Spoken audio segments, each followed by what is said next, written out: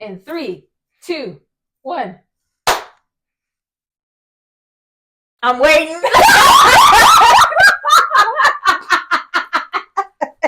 Stop me looking at you. You know I was waiting. It's I'm dead. I'm like, it's coming. It's coming. Ooh. I'm gonna go ahead and pump that right back on her. I'm dead. So, today's topic is a topic that's very near and dear to my heart. It's trauma. We just talk a lot about trauma. Not the near and dear to my heart. Honestly, though, it is because I talk about it a lot. Every day. I know you hear them squeaks. I know. She said, I can't move past that. Oh, okay, I don't Lord think it's have gonna mercy. catch it, but Don't have kids. And if you do, take time. It's not always waiting until you're financially ready. it don't even matter, because even if you take your time, you still don't be And mentally even, look, ready that's what for I was kids gonna at say. times. That I was like, it's not always being financially ready. Mhm. It's about being emotionally and mentally prepared for it. For real. But The we're not on chaos. that. We're on trauma. We're on trauma. That's traumatic, though. Becoming a parent. Honestly, though, that is a very traumatic. So for some it's people, a very traumatic experience for some people. Yeah, because they don't know how to handle it. But the way that I just explained trauma to Gaia, anything that happens to you that changes the way that you see people. Mm-hmm. Parenthood could be a traumatic experience because it's something that's happening some adults over time, or the word, I wouldn't say regret their kids, but resent. A lot of resentment. Yes. Like, ooh, I could have did this, this, and this before you came, or I couldn't do this because you came, type of stuff. Right. And so, but those can create a lot of traumatic experiences. Definitely. Because you have a resentful parent, and then you just have a child that just wants to be a child and be loved. And then you have the parents like, oh, because I couldn't do this, or because I wasn't able to do this and this and this, and now I'm gonna take it out on you. Sound like somebody. Girl, shut up. She laughing because I sound like my mama. I'll say it. Looking at the camera. Because that was honestly though, like, okay, we're speaking honestly and authentic. Like, that was a lot of the rhetoric that I heard growing up from my mom, was a lot of, I didn't want to have kids, and you B words are driving me crazy, and like all of these things. And then you could see the way that she resented having kids through the way that she lived through her kids and with her kids at that. And it's like a lot of disrespectful language, a lot of disrespectful talk back and forth on both sides. Yeah. Like, even from me, like, I wouldn't like cuss at my mom, but I talk a lot of to my mom. Like, a lot of, because I seen how she was. You tell people how to treat you. If you're willing to accept that from, one, other people outside of the house, and two, from your own children, then you can't really be mad when they start being disrespectful to you. No, for real. If you don't teach them how to respect you as their mother, they're not going to respect you as their mother. Exactly. So I'm like, because of all of that and all of that rhetoric, we had a lot of trauma going on in our house that wasn't necessarily, like, when it was happening, we weren't like, this is a very traumatic experience. And it's like, no, it was just surviving. Right. It was just surviving. And then, like, out after you, hopefully, if you are able to leave those environments, because not a lot of people are. A lot of times, people are stuck in marriages that are just very traumatic. No, for real. But, like, if you're able to leave those environments, it's not usually until afterwards when you start trying to, like, essentially regulate your nervous system to acclimate around normal. Then you're like, oh shit, I don't know how to do none of this. Right. I told you for the longest time, I thought red, or I thought, oh yeah, the color mixtures. Oh my god. For 28 years of my life, I was thinking the wrong way. And it wasn't until I started talking about it, therapy. Somebody corrected me. Somebody corrected me. So they haven't heard this. For the longest time, 28 years of my whole life, I thought, what the primary colors? Because thought, okay, blue and yellow make green. Mm-hmm. In my head, I was like, if that's true, then all the rest of it is true as well. So I just kind of filled in the blanks, and no one taught me otherwise. Blue and green make yellow. So yellow and green must make blue. Okay. Blue and green must make yellow. And I was like living that. I see the logic though, but yeah. Right. So I had the logic, not the understanding. Right. Like I had the information, but not the actual understanding of like. And it wasn't until I started watching CoComelon with my daughter, I was like, huh? Primary colors? What the fuck is that? What you mean you can't make primary? And we learn primary colors in esthetician too because of makeup. Because of makeup, because you have to have the color theory of like, especially with like doing hair and all of that stuff. Definitely. So I'm like, but that made me kind of zoom out and was like, oh shoot. Yeah. It's not, you'll think that the way that you're thinking is the right way of thinking until it's tested and until it's like essentially like put in your face of like, are you sure? Right. You sure? Did Johnny really have 5 apples? And then you're like, oh, you're right. That's not right. Right. And then you go to therapy. She said you go to therapy. And you cry for an hour. And then you pay someone so that you can cry to them for an hour. And then they tell you to come back next week. Therapy. I seen this girl doing stand-up. And she was like, a lot of people are afraid of like going to therapy because they think that it's someone just sitting there like, oh, you're a piece of shit. And then she was like, no, it's you saying I'm shit. And your therapist is like, that's a good start. Let's go on from there. I was like, basically, yeah. No, for real. Basically, the problem's still there. But now it just makes it easier to deal with the problem. Leave. I don't talk to my whole family. And like I said in the previous video, I'm happy about it. Period. It really is. It really is just so great. Like the first year sucked kind of a little bit. But then this year, I was just like, oh, I don't have to deal with any of these things that you guys are dealing with. Because, and then you told me about like when you guys went to go see him and stuff, and I was like, we gonna pray for them. Girl. We gonna pray for them. Because so for a really long time though, like I said, like if you don't start realizing that there's an issue and stuff, like I used to tell my ex a lot of the times, like when we were fighting and stuff before we got divorced, I was like, I'm not in charge of your feelings. Your feelings are not my responsibility. Right. My responsibility is to speak my truth. I don't like that. My truth. I'm telling you how I'm perceiving you in this situation. Right. My opinion. I'm telling you my perspective. Because my truth and the truth ain't gonna be the same truth. Because I'm looking at things, because we all look at things through filters of our past traumas, about what this one person said. So it's like, I already know that I'm mad at you for what you already did. Now, on top of that, I'm mad at you for what you said. The only thing that I can do right now is tell you how I'm perceiving you. And that be the truth. And this is how I'm perceiving you. Right. Oh, well, what you're saying is so messed up and da-da-da. And I'm like, your feelings aren't my responsibility. How you respond to something, your ability to respond is on you.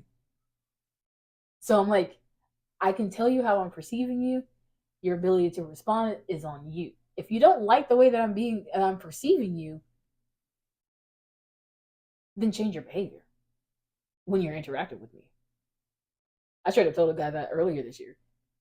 He's like, oh, well, I don't know how you see me, blah, blah, blah. I said, I honestly, I see you as someone that's being very pushy. I've already told you my boundaries, and you can still continue to violate my boundaries, and you have no regard of how I'm telling you, this is how this is how I'm feeling when you're violating my boundaries. And then you make it seem as if that I'm not trying to be truthful with you, or I'm not trying to have like interaction or relationship with you.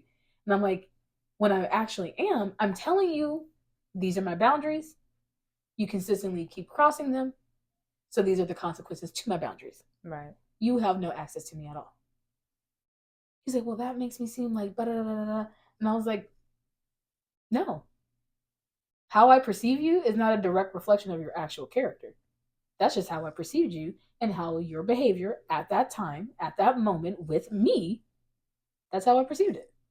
Doesn't mean that you're actually a pushy person, that you are actually disrespectful of people's boundaries all the time in every interaction that you have. Just when you were with me at that time, that's how I perceived you. He's like, well, what am I supposed to do? I was like, I don't know how you're supposed to take it. How your ability to respond is on you. Right. I'm just telling you, this is how I perceived you. I've grown so much. Because before I'm like, motherfucker, I don't care how you see it. Okay, I said what I said. I figured that used to be me too. See? So? Used to be me too. It's called. But now I'm just, okay. Progress over perfection. Okay? We're not going for perfect. Man. We're going for progress. Look, I checked myself this time. I didn't snap. Now, next time, I'm going to have to give you a whole sermon on how you just really picked the wrong one today. Like, it's gonna have the power, and now I'm right with the Lord, so it's gonna have the power of the Lord. I'm done. I'm gonna start throwing scriptures at you. How you done did me wrong? God don't like ugly. Like,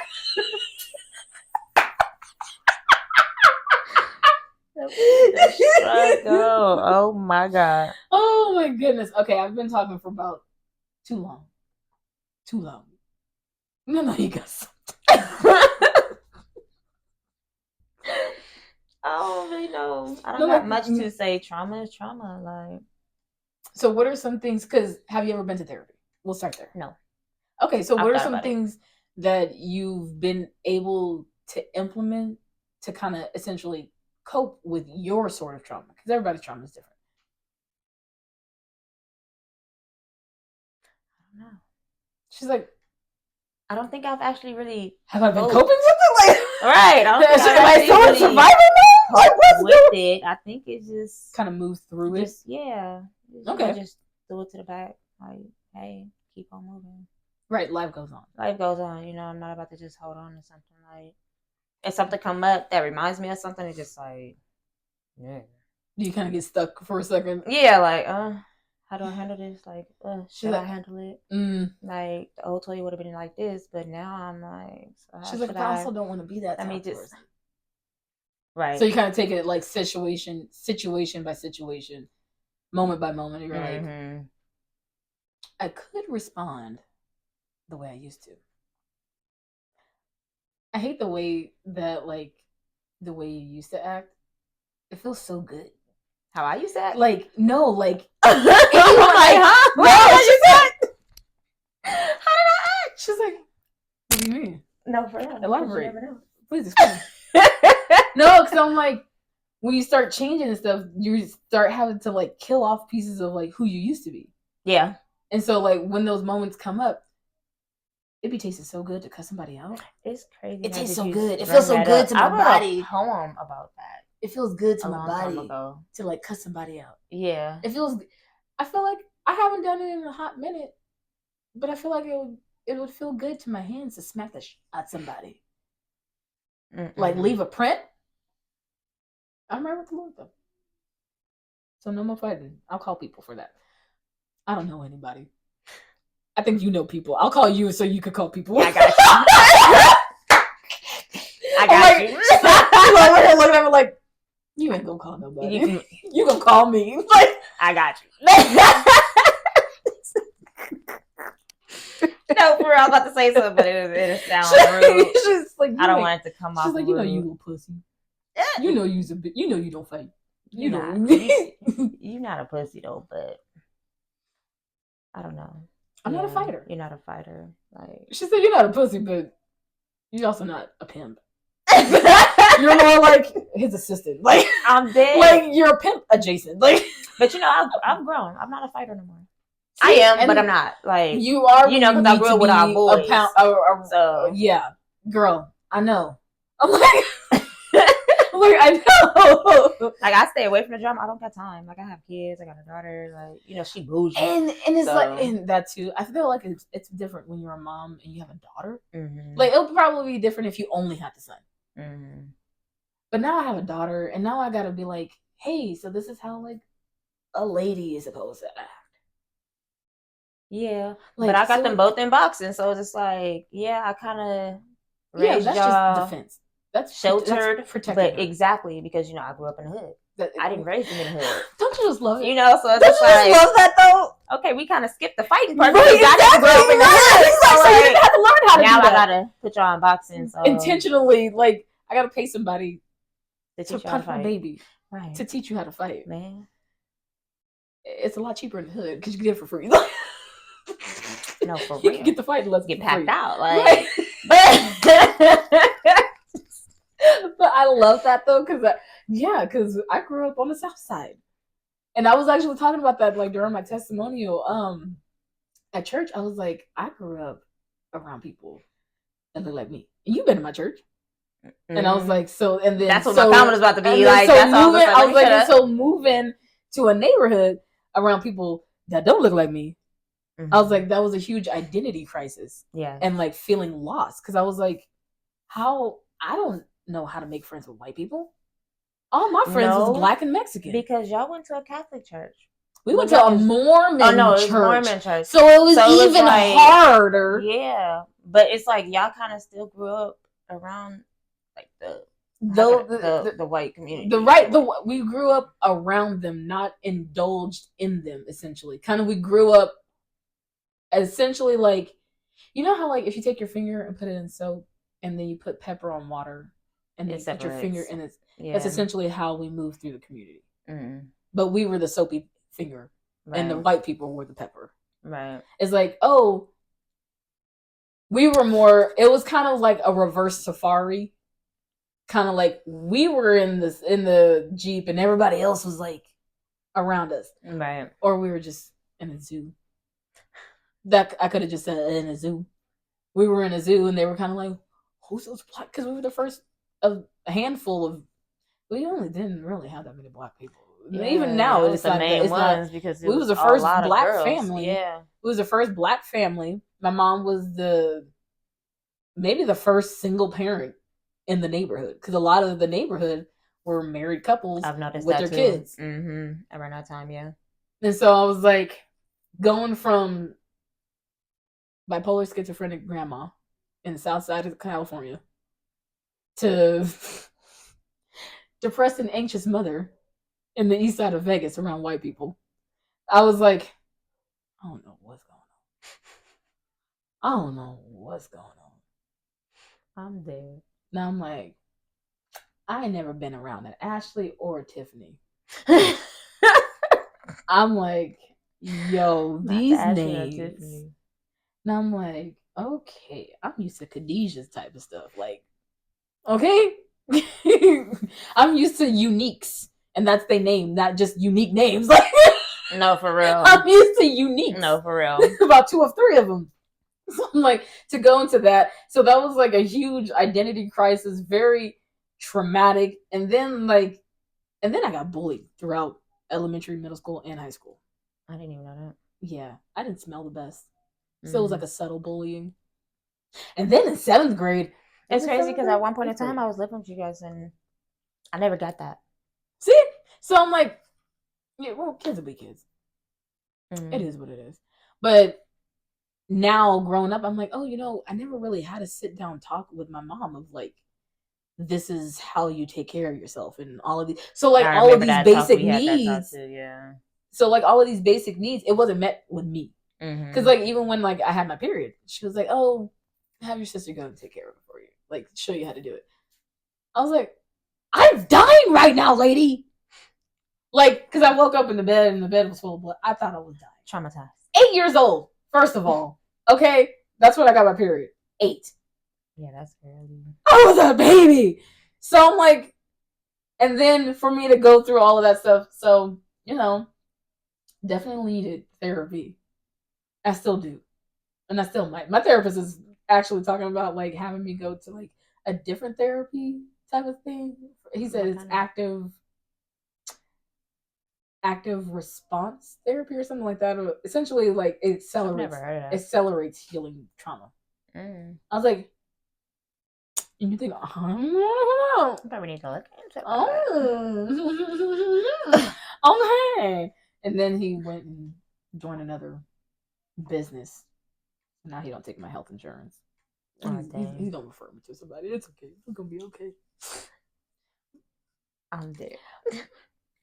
Even with having the traumatic past, and I actually had like the feeling to like make this video like before, like for my page, because I was sitting there and I was listening to Gaia like singing or dancing or something. She was in the shower, but she was playing with her toys and she was like having a whole like imaginary scene going on. Something with the ducks hanging from the thing, and the girl gotta go and save the ducks, and the one of the ducks fell. It was a whole action thriller going on in the shower. And and then like every once in a while the dogs would like run into the bathroom and she was like, no, you need to get away. So but I was like, I wanted to make a video, and I was like, anybody who's suffering with like anxiety or depression or thoughts of suicide, because that was even me last year. So I'm like, anybody who's going, it gets better. It just fucking sucks right now. No, for real. But it gets better. And like every single day is another day that you're blessed to be here to make a change toward it getting better. Because if you just leave in the middle when it's bad, then it's going to always just be bad. And that's not what God wants. And this is something like I've had to continuously like tell myself, especially on the days where it's like, it's real hard to get out of bed sometimes.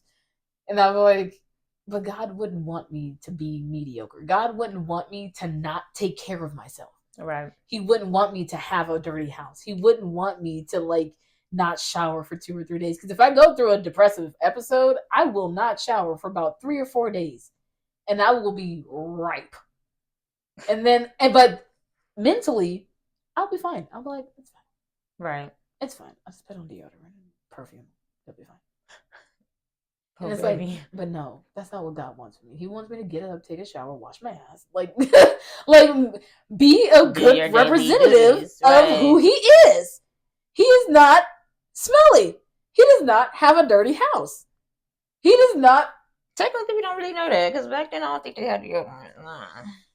Yes, you can still wash yourself. Wash your booty. Okay, in the river. It's washed, but it's still wash your booty in the river. Okay, wipe it down. And still get musty. Yeah, I know. And then you just keep going back to the river. Make that your daily thing. If you know, then that's when you get a profession where it don't matter, like a blacksmith or something. It don't matter if you stink. You make good work. No, for real. And back then, I don't even think they really noticed that it was. They didn't really. I feel like they didn't really even care. They didn't care. I don't think perfume came around until about 1800s or something. No, for real. And that was only until like the British people started getting real annoyed with their own smell. Well, you guys aren't smelling, and you guys are around dead people. No, for real. From the plague, so especially they didn't have proper toilets, feminine hygiene. I know those was like traumatic times. So what? Free flow. You know, people still do that these days. And those are people that we don't that's associate nasty. With. Those are people we don't associate with. It's nasty, but hey, that's if that's what you choose, that's what you choose. But I'm like, back in those days. And maybe that's why women weren't taken so seriously. They're like, girl, you bleeding down your leg. You can't run parliament, like, type stuff. And then it wasn't until, like, we started getting feminine products and perfume, they were like, okay, I can tolerate the smell. Right, right. Like, Jesus. Wouldn't that be a mofo to find out that was a contributing factor of why women were held back for so long? And progressing to where we are now, which is not really that far. No, for real. Was like, because they just didn't want to deal with the smell. Mm-hmm. They didn't want to deal with the smell of the period. They didn't want to deal with the smell of the extra muss. Because then you have a room full of men. And then you add period smell to it. And then it's hot. And y'all ain't got no AC. And it's the middle of the summer. crucial. I'm just saying. Stanky. That's so spunky. So right. Right. We're like, oh, this is why women can't vote. It was like, this is why you guys stay home with the kids. Goodness gracious. Oh, but anywho, trauma. You grow from it. You grow from it. If not all the time. I was gonna say, if you're willing to look at it, look at the ugly stuff. Look at the stuff that makes you scary, and then actually like be willing to like walk into the scary. I always described it as like walking through a dark hallway, like holding my therapist's hand, and then anything that goes bump in the night, I have to like grab that and bring it to the light and be like, what is this? What is this? This is another thing that I have to do, that I have to take care of. Or like unpacking a box. And it's like, oh, okay, I want to keep this, but I also want to get rid of this. So how do I do this? No, and then your therapist like gives you like advice on like how to keep this and how to get rid of this. And then you're like, sweet, awesome, this box is done. And then you turn around and there's like a room full of boxes. Trauma. It's like what she just said. Compartmentalizing. It's a lot of compartmentalizing, putting things in boxes, putting it away. We're just gonna keep going. And then the house gets overflooded with boxes. And then you got to end up dealing with it. That's when the check engine light comes on. That's what I told my therapist too. I was like, the check engine light came on. I had to take it to the mechanic. What's going on? I had to go get run a diagnostic test. A lot of codes came up. We dealing with them one by one. We had to get it together. It was the transmission, and then the brakes, and then the this, and then the that, and then the spark plugs, and then the tires. It's always the tires. Always the tires. No, that's a whole other thing. All right. But we have been talking for a hot minute about trauma and all of its lovely things. We're going to call it a night. Not deuces, the lovely deuces. things. This is Cousins Unleashed.